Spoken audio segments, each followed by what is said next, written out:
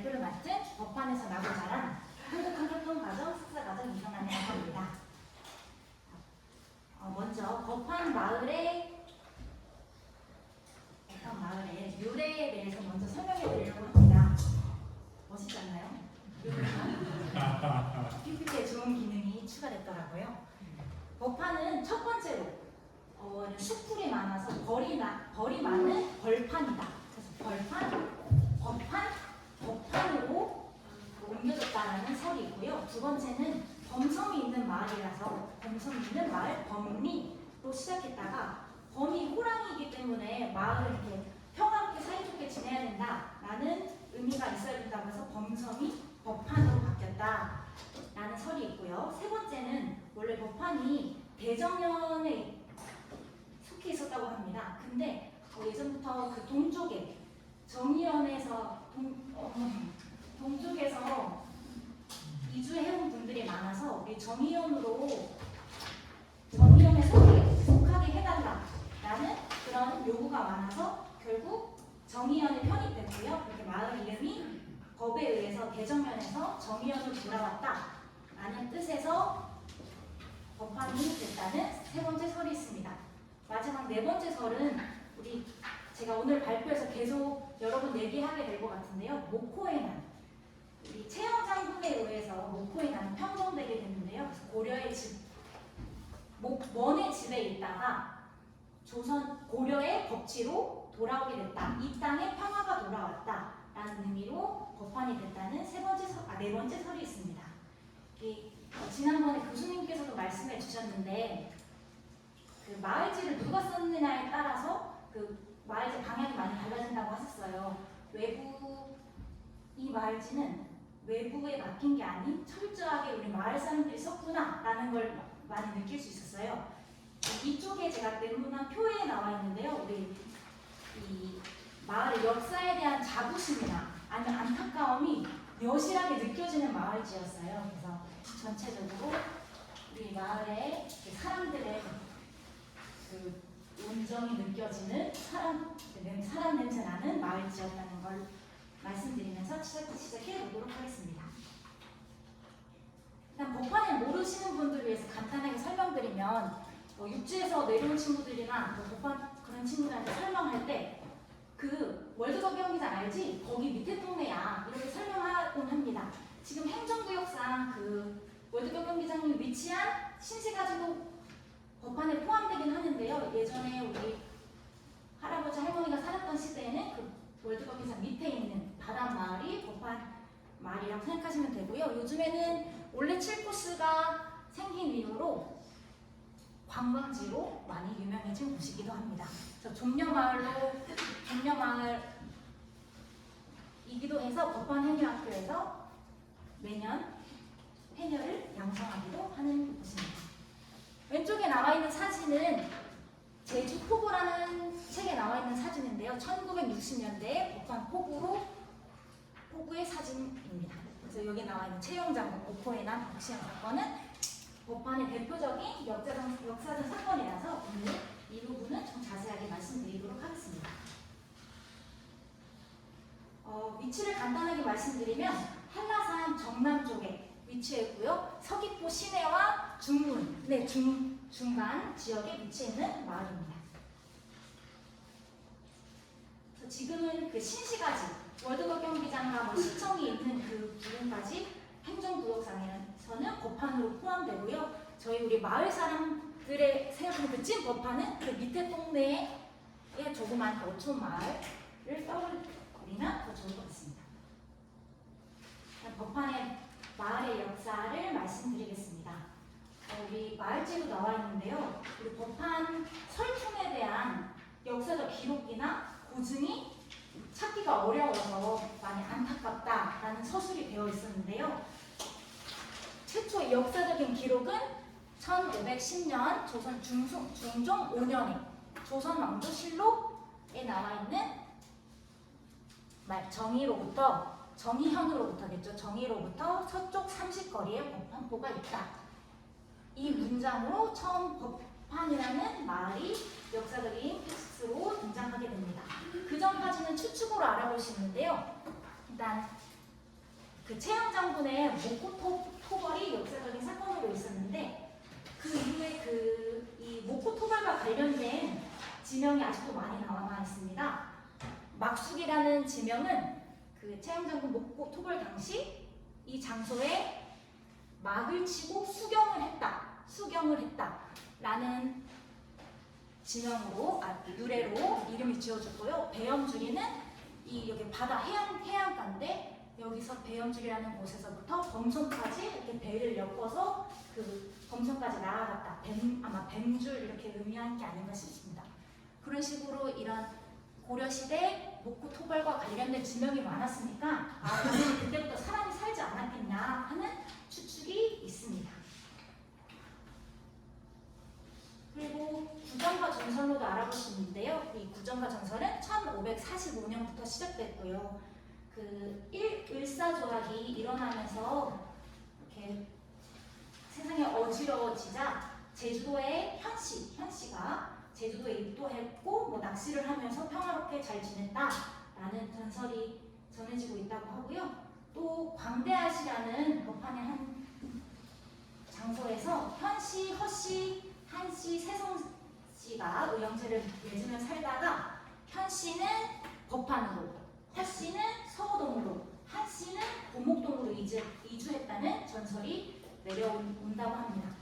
실제로 그 연주 현씨의 족보에 보면 1540년경에 공수궁이라는 사람이 법한동에 새로운 터전을 마련했다는 기록이 있다고 합니다. 그래서 이 구정과 실제 그 족보의 기록이 일치하는 거 보면서 이렇게 법한 마을에 사람들이 이렇게 살았구나라는 알 수 있습니다. 그리고 1947년 광대에서 기획장이 출토되었고요. 네. 그리고 원래 법한동은 그저 법한리로 불리다가 1971년에 서귀포시로 승격되면서 기존의 법한리는 법한동으로 개편되게 됩니다. 그리고 법한과 서구가 호건이 통합되면서 행정구역상에서는 대륜동으로 이름이 불리게 됩니다. 네, 그리고 중요한 이 목포의 난에 대해서 말씀드리겠습니다. 그 법한에 가면 이렇게 아름답게 범섬이 마주해주고 있는데요. 범섬은 지나가던 도인이 호랑이 닮았다, 호랑이 닮은 섬이다 해서 호랑이 범, 그래서 범섬이라고 이름이 불려졌다고 합니다. 이 범섬은 이 최영 장군이 목포를 마지막으로 쳐부순 역사의 유적지이기 때문에 법한 사람들에게 굉장히 의미 있는 장소라고 할 수 있습니다. 목포인에 대해서 말씀드리면 최대한 쉽게 설명해 보도록 하겠습니다. 일단 1271년 고려 원조 12년에 김통정 장군이 이끄는 삼벌주 군과 고려 몽골 연합군이 전쟁에서 고려 몽골 연합군이 이기게 됩니다. 그 이후로 우리 제주도에는 몽골인이 세운 원나라 직영 목마장이 들어오게 됩니다. 그래서 목마장을 관리하는 몽고인은 모코라고 불렀습니다. 근데 그 몽골인 모코가 굉장히 천성이 난폭하고 제주 사람들을 괴롭히고 횡포를 부리고 그 제주 사람들의 괴로움이 이루 말할 수 없다고 말제는 표현이 되고 있습니다. 이 부분에서 조금 이따 더 얘기 나눠볼게요. 그래서 우리 골지가 아팠던 공민왕은 1374년 최영 장군에게 그 목포들을 섬멸할 것을 명령하였고, 그래서 새별오름 예에 이렇게 남쪽으로 진격해왔고, 목포 세력들은 도망치다가 결국 최후의 장소인 범섬까지 도망쳐 오게 됐다고 합니다. 그래서 최영 장군은 경함 40척으로 범섬을 포위하고 상륙 공격했더니 결국 목포는 투신 자살하고, 이게 글에는 제가 중간 생략을 했다고 했지만 그 투신 자살한 그 목포의 리더라고 해야 될까요? 인양해서 목을 자르는 그렇게까지 했다고 합니다. 그러면서 이렇게 목포의 난은 평정이 되게 되었고요. 그래서 그 역사적인 장소인 범섬은 모코들이 최후의 한반 격전지로 약 100년 동안 제주를 지배해온 몽골들을 완전 소탕하여 조상이 한이 풀린 곳이라고 소설되어 있습니다.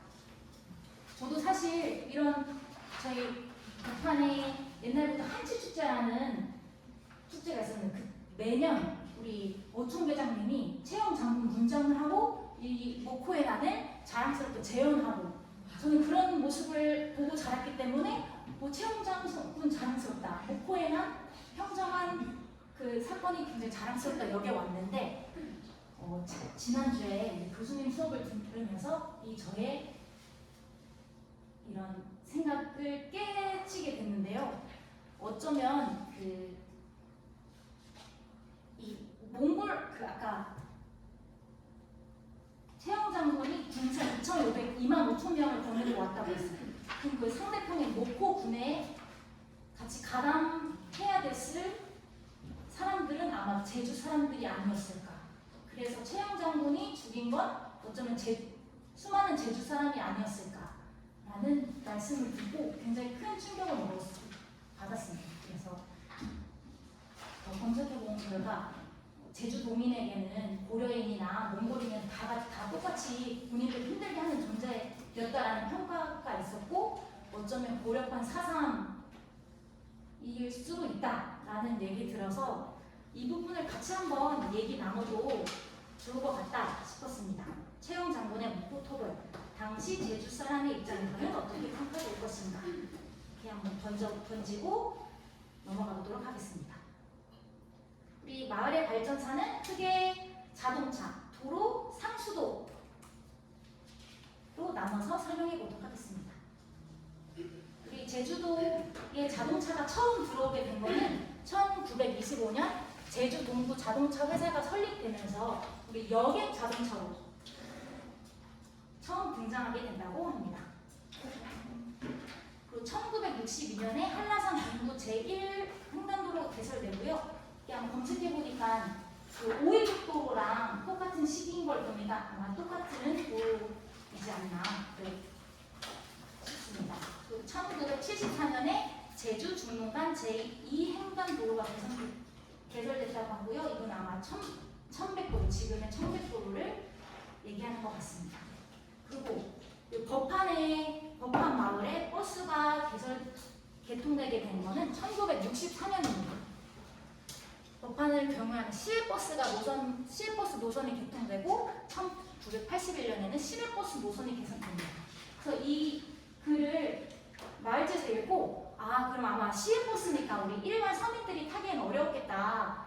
우리 부모님께서는 1981년 돼서야 그때 버스 겨우 탈 수 있었겠다 싶어서 아빠한테 아빠 어쩜 좋아요. 고등학교 때도 걸어서 다니셨어요? 여쭤봤더니 아니? 초등학교 때도 서귀포에 버스 타고 영화 보러 가고 그랬다고 하더라고요. 그래서 이 1964년에 개통된 시외버스가 굉장히 활발하게 운행됐구나를 알 수 있었습니다. 또 길은 1920년대 일제시대에 무기한질이라는 지금 그 월드컵 경기장 밑에 그 주차장이 있는 곳이 있습니다. 그쪽에 길이 한 땀 한 땀 만들어졌다고 했고요. 1975년에는 그 법한의 동쪽 출입구 수모루와 법한을 이어주는 길이 포장됐다고 합니다. 그래서 여기 마을지에는 감히 길의 혁명이다라고 표현되어 있었고요. 1979년에는 법한과 서쪽을 연결하는 강정까지 뚫린 아스팔트 도로가 포장이 되면서 우리 법한은 동서로 다 관통하는 그 대동맥이 뚫렸다라고 얘기하고 있습니다. 세 번째는 우리 상수도의 개발인데요. 우리 옛날에 할머니 때 얘기를 들어보면 우리 막숲이나 곡물이나 용천수 먼 길을 매일 걸어가서 물허곡으로 길어오고 또 만약에 마을에 불이 나면 남녀노소 할 것 없이 양동이를 들어다가 물을 퍼와서 불을 끄고 그랬던 시절이 있었다고 합니다. 1963년에 우리 마을에 공용 수도전, 마을 하나에 같이 쓸 수 있는 수도전이 가설이 되고요. 1966년이 돼서 각 가정의 성수도가 성설됐다고 합니다. 저는 이게 흥미로웠던 게 저희 할머니랑 저 부모님 얘기를 듣는 거를 굉장히 옛날 얘기를 듣는 걸 좋아하는데 이 연도를 알게 되니까 이렇게 맥락이 착착 잡히게 돼서 저에게도 좀 의미 있는 시간이었습니다. 그리고 새마을 운동은 우리 법화만이 아니라 전반적으로 1970년대, 80년대 초가 지붕이 슬레이트로 바뀌고 도통시가 사라지게 되고 또 법한에서는 1975년에 전화 가설이 50대를 신청해서 전화를 가설했다고 합니다. 자, 이 발표문 6쪽에 보시면 연도별로 새마을 사업에 대해 정리됐고요. 아까 얘기했듯이 1979년에 서귀포시로 승격되면서 법한동으로 명칭이 바뀌었고 1989년에 신시가지가 개발되게 됩니다. 그래서 법한, 서호, 강정 등의 택지 개발 사업이 실시되고요. 92년도에 완공이 되었다고 합니다. 네, 그리고 이번엔 전기 가설에 대해서 말씀드리면 서귀포에 전기가 처음 공급된 거는 1943년도에 천지연 발전소에 서귀포 수력 발전소가 생겼다고 합니다. 이 발전소는 그 모슬포 비행장에 전력을 공급하기 위해서 만들어진 거라서 일반 우리 서민들에게는 전기 공급이 많이 어려웠고요. 이 이후에도 일제감정기에도 그 1960년대 그 전화 사업이 추진되기 전까지만 해도 이런 뭐 사회 불안, 정치 불안 등으로 전기를 사용하는 거는 조금 그 요구를 충족하지 못했다라고 합니다. 그런데 우리 법한에서 제주도에서 어느 마을보다 제일 먼저 전등이 점화됐다고 합니다. 그래서 복시환 사건이랑 관련됐는데요. 또 잘 설명해 보도록 하겠습니다. 우리 일본에 이민을 간 서귀포 법한이 출신 제일동포 여기서 건친회라는 조직이 있었습니다. 건친회라는 단체에서 우리 고향 법한 사람들에게 전기를 가설해주자라는 그런 애양심으로 복시환이라는 배에 전기 자재를 보냅니다. 그 선박 이름이 복시환이고요.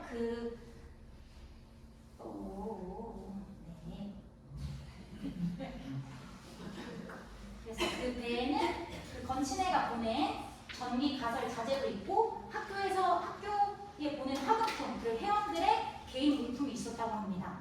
그런데 그 넘어오면서 서귀포 항으로 오다가 성산포 인근에서 경비선에 의해서 밀수선으로 납포됩니다.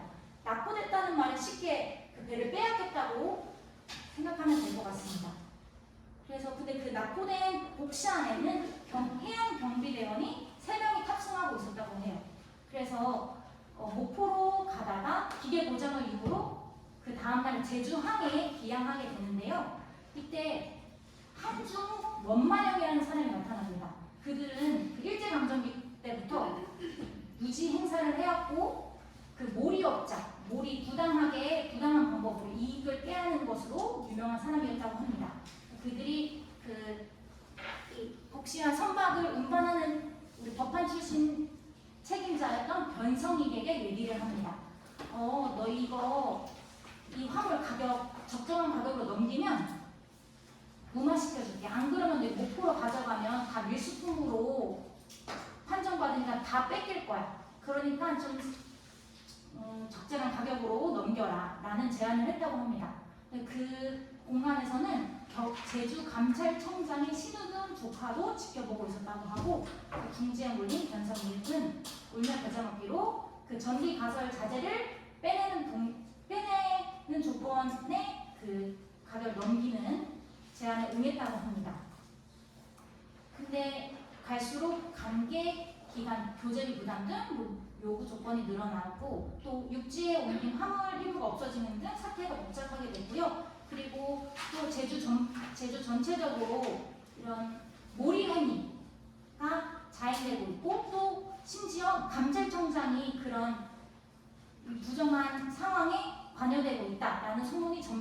만들고 신문 기사까지 나게 됩니다. 그래서 변성익은 군청장 명령으로 구속되게 됩니다.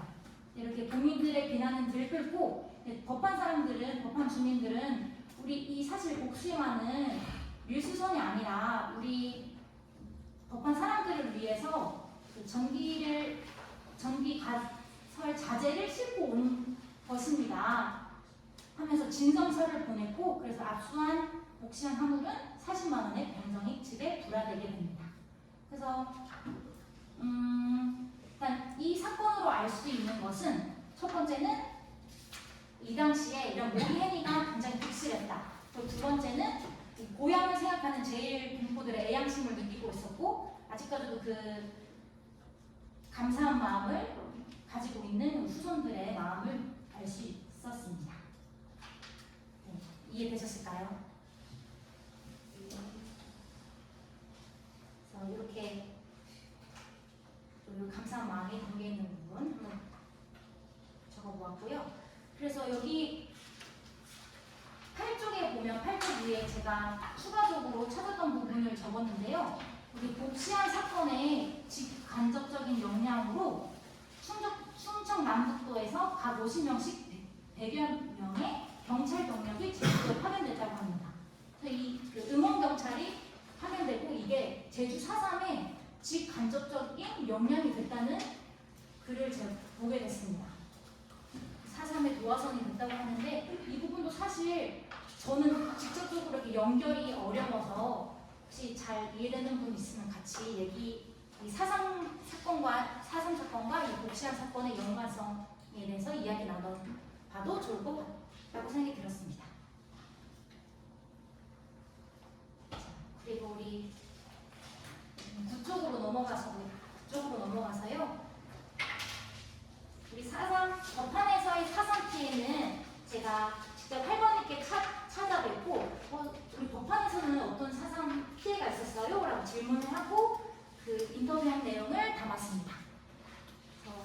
사실 법한은 다른 지역에 비해서는 상대적으로 피해가 직접적으로 찔러 죽인다거나 그런 피해는 없었습니다. 그렇지만 저희 할머니가 겪은 거는 4.3 때 아이고 니네 모른다게 저 우이강 성담 이만이 높게 지연 나 키 큰 안에 큰 돌로 지고 해나는 그때 디스크 걸리고 허리 꺾고 대수술 해놨죠. 할머니는 거의 10몇 살 때, 지금이면 학생 나이 때 돌날 이렇게 성땀을 쌓으러 폭도들이 들어오지 못하게 성땀을 쌓으러 매일매일 일을 하러 나가셨다고 합니다. 그래서 하늘만이 높게실이 성땀을 쌓았고 15살 되니까 또 이제 그 무장대가 들어오지 못하게 성땀에서 지키러 가라고 해서 갔다고 합니다. 그래서 20살 넘어 시집 가불면 지키러 안 가고 처녀 때는 가고 겠죠. 오랫동안 그 지키는 일이 지속돼서 할머니 허리 디스크 걸릴 정도로 힘들었다고 합니다. 그리고 하루는 우리 폭도들이 법한 윗마을에 쳐들어와서 마을에 다 불 지르고, 그래서 마을 사람들은 그 해안도로로 많이 도망을 오고 그랬다고 합니다. 실제로 이 마을지에 나와 있는 그 역사적인 사실이 저희 할머니가 얘기했던 거랑 거의 일치하더라고요. 그래서 신기했습니다. 이 법한 우리 동쪽 그 해안가 쪽으로 가면은 법한 사상성의 그 흔적이 남아 있어요. 뭐 전부는 아니지만 일부가 성 형태가 남아 있었습니다. 또 교육은 우리 법한 서당이 1931년부터 해방될 때까지 유지되었고요. 11살부터 4년 동안 교육이 되었고, 또 법한초등학교는 1946년에 생겼다가 설립되었다고 합니다. 자, 삼가 생업에 대해서 설명드릴 텐데 이 부분부터는 법한의 그 특수한 설명보다는 제주 전반적인 내용이 나와 있더라고요. 그래서 더 간단하게 넘어가 보도록 하겠습니다. 일단 의생활에 대해서 말씀드리면 저는 우리 할머니 때 뭐 시장 가서 천 사와서 천으로 옷 만들고 그 정도만 상상했었는데 할머니 얘기 들어보니 진짜 모카를 재배해서 그 모카에서 실을 만들고 실에서 또 면을 만들고 모카를 만들고 그 과정이 다 집에서 이루어졌다고 해서 큰 충격을 받았었는데요. 법안에는 그 모카가 나지 않아서 배평까지 직접 가서 그 모카를 가지고 오고 집에서 이렇게 물레라는 도구를 이용해서 옷을 만들었다고 합니다. 그 해녀들이 입었던 옷은 지금의 고무복이 아닌 물소중이라고 불리는 이렇게 얇은 면화로 만든 옷입니다. 그 대표적인 가로 사진도 함께 되었습니다. 두 번째 식생활은 우리 제주도의 대표적인 주곡은 보리조 고구마라고 할 수 있었는데요. 저희 법한 할머니 얘기 들었을 때는 보리조도 없었다. 그저 감자만 먹었다. 지금 어디 옆에 살고 있는 누구 할망은 지금 감자 보구정도 안 한대. 먹고 싶지도 않대. 먹고 싶지도 않대. 그 정도로 먹을 게 많이 없었다. 감자만 먹었다라고 얘기하고 있습니다. 그게 언제죠? 할머니가 1943년생이에요. 34년생. 지금 90세. 그래서 일제 때쯤 되나요? 일제부터 4, 50년 되지 않을까 싶습니다. 그 주생활은 저희 제주도의 대표적인 그 주생활 특징은 저는 앙크레, 바크레 문화라고 생각하는데요. 대본 좀 쓰겠습니다. 이렇게 우리 부모 세대와 자식 세대가 같이 살지만 주거는 분리되어 있는 안토리 바커리 형태인데요. 그래서 이런 초가 지붕 아니 돌로 만든 그런 형태는 굉장히 고전적이지만 이런 공간 구성 부모 세대가 분리된 그런 공간 구성은 굉장히 군대적인 성격을 띄었다고 말할 수 있겠습니다. 그리고 돼지가 변을 먹었던 도통식 그리고 옛날에 부엌이었던 정집 그리고 텃밭인 무형 등이 있습니다.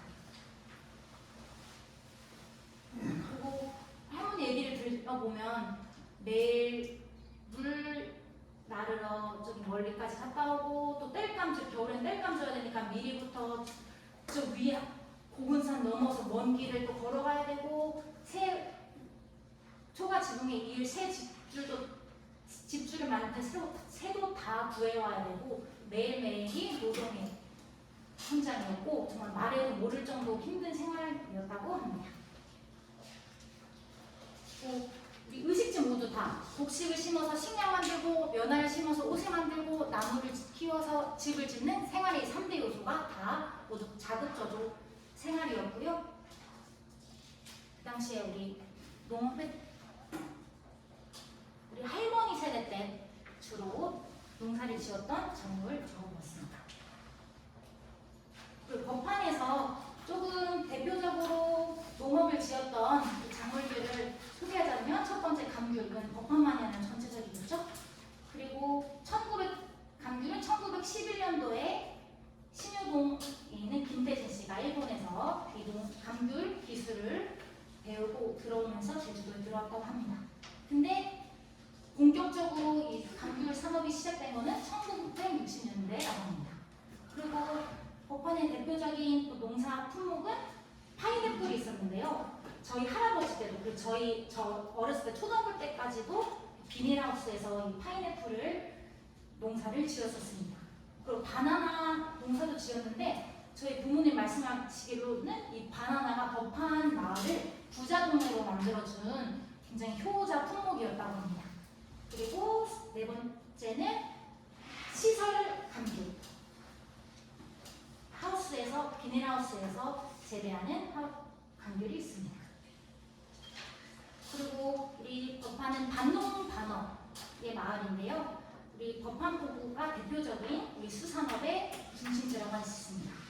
그리고 고기자, 저희 할아버지도 어부로 생활을 하셨는데 대표적인 그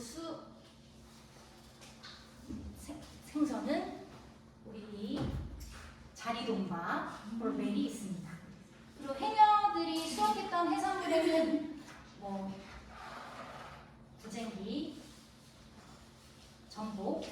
혹시 제일 저희 할머니가 가정을 먹여 살렸던 그 당시에 제주 해내를 일으키게 했던 해산물이 뭘까요? 전복. 소라. 저도 전복 소라일 거라고 생각했는데 문어. 해산물다. 우리 KBS 보물섬에 우리 전직 상군 해녀였던 분의 인터뷰를 보여드리도록 하겠습니다. 캡처 영상에. 정답은 미역이라고 합니다. 그리고 할머니는 1934년생 신술길 여사고요. 저희 친할머니이십니다. 옆에 조금 나와 있는 게 접니다. 그래서 미역으로 돈 많이 벌었다고 합니다.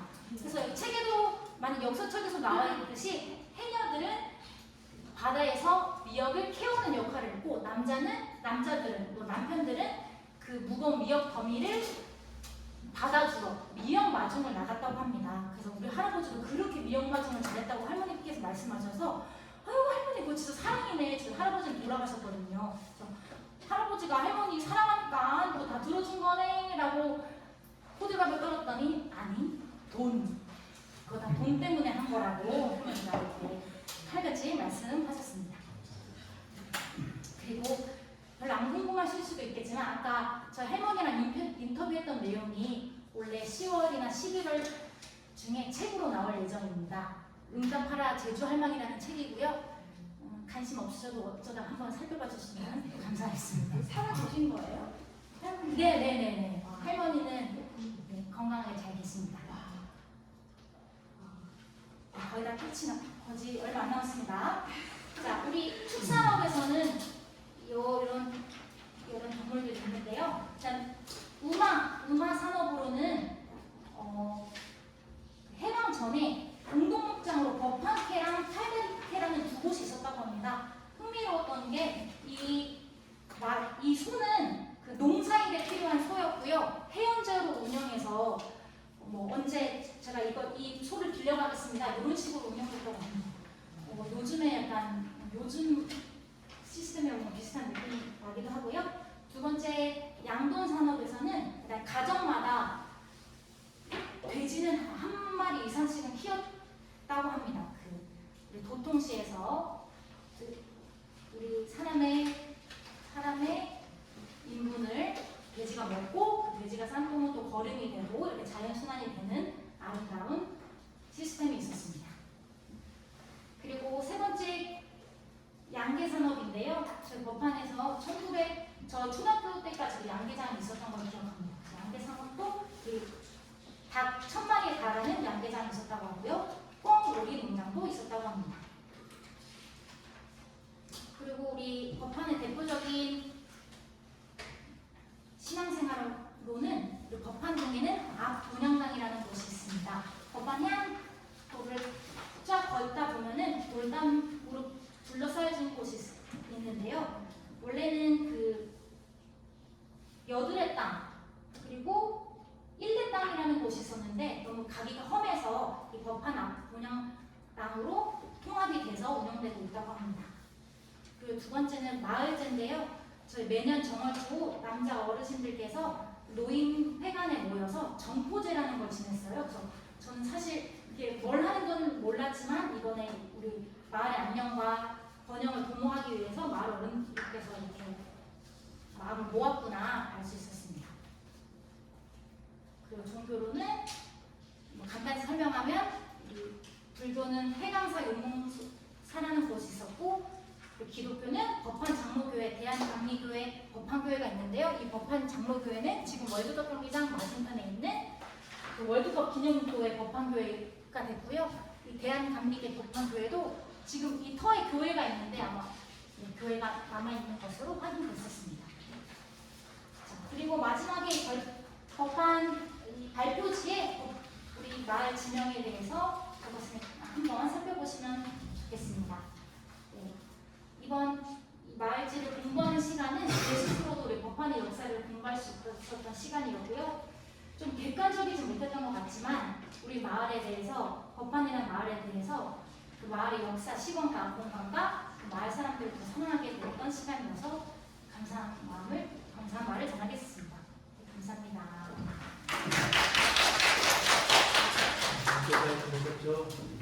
궁금한 거나 뭐 이상하다 생각되는